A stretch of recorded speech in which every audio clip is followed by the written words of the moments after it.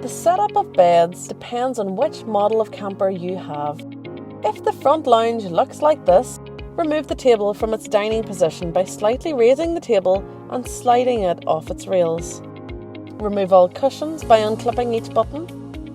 You will find the table either in the wardrobe or in its dining location in the centre of the motorhome. Lift the half-length table leg and secure it facing upwards.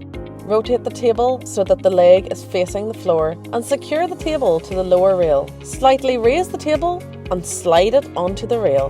Lift the bed frame bar slightly and pull towards the centre of the camper van to reverse the cushion position to the smooth side and place on top.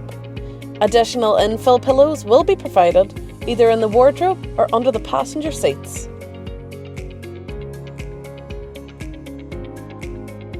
If your camper has a rear lounge, to make the bed, remove the dining table if it is set up and remove all of the cushions by unclipping each button.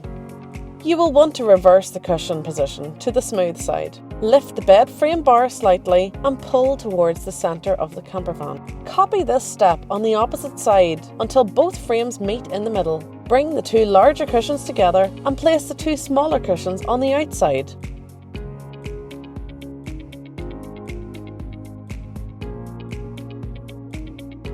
If your camper has a fixed high bed which looks like this, you can leave this bed as two singles or convert this into a large double.